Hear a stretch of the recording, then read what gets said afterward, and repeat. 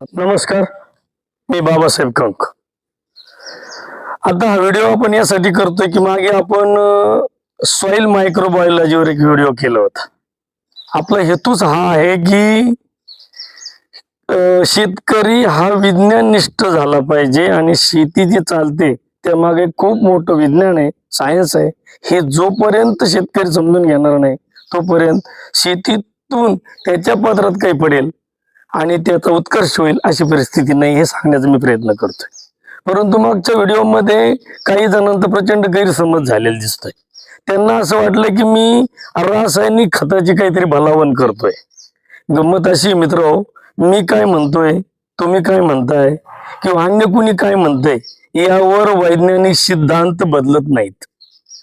जेव्हा दुसऱ्या महायुद्धानंतर ही जी सगळी केमिकल फॅक्टरीज मोकळ्या झाल्या, यांना काही काम राहिलं नाही, ह्या ज्या शस्त्र बनवणाऱ्या, केमिकल बनवणाऱ्या ज्या रासायनिक कारखाने होते, यांना काम मिळावं म्हणून आणि यातून तयार होणारं प्रॉडक्ट शेतकऱ्याला विकता येईल का, ह्यातून या रासायनिक खताचा जन्म झाला.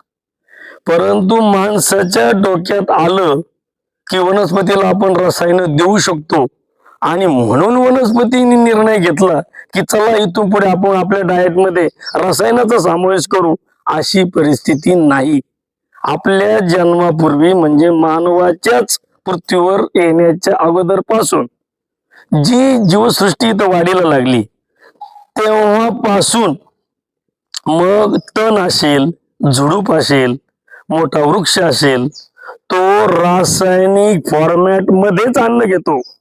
हे सायन्स आहे, हा वैज्ञानिक सिद्धांत आहे. तो मी मांडलेला नाही किंवा ज्यांनी कोणी रासायनिक खताला जन्म दिला त्यांनी मांडलेला नाही. त्यांना हा तो माहीत झाला की वनस्पती रासायनिक फॉर्मॅट मध्येच अन्न घेते आणि म्हणून त्यांनी तो प्रयोग केला की आपण शेतीला, शेतातील पिकाला डायरेक्ट रसायन देऊ. तोपर्यंत त्यांना हे माहीत नव्हतं की याची पुढची प्रक्रिया काय होते. त्यांना एवढंच माहित होतं की हे घटक जर लागत असतील वनस्पतीला ते आपण केमिकल फॉर्म मध्ये देऊ. वनस्पती नाहीतरी केमिकल फॉर्म मध्ये अन्न घेतेच आहे. परंतु परिस्थिती तशी नाहीये. ज्या फॉर्मॅट मध्ये आपण खत नावाची गोष्ट जमिनीला देतो त्या फॉर्मॅट मध्ये वनस्पती तिला ऍक्सेप्ट करत नाही.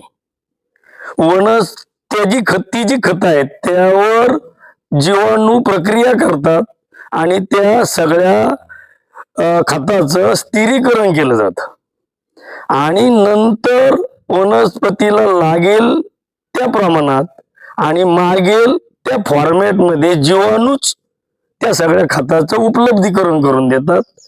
हे सगळं चालतं. याचा अभ्यास व्हायचा असेल तर सॉइल मायक्रोबायोलॉजीचा अभ्यास करावा लागेल. हे मी तुम्हाला सांगू पाहतोय.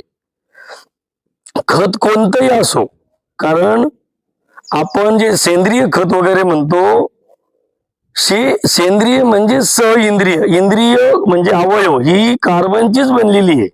कार्बनची संयुग जेव्हा त्याचं विघटन होतं आणि त्यातून जी ऊर्जा निर्माण होते त्यावर ते जीवाणू जगतात आणि त्यातले जे घटक आहेत जे जमिनीमध्ये स्थिर केले जातात आणि ते घटक नंतर त्याच पिकाला त्यांच्या सोयीनुसार उपलब्ध करून दिले जातात. हे सायन्स मी तुम्हाला सांगू पाहतोय.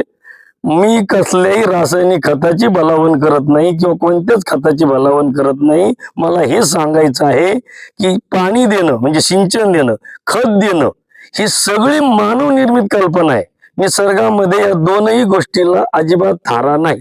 कसलंही खत तुम्ही न देता खूप महाकाय वृक्ष वाढतात, अगदी हजार वर्षापर्यंतही जगतात आणि कसलंही पाणी न देता जंगलामध्ये झाडं वर्षभर जिवंत राहतात.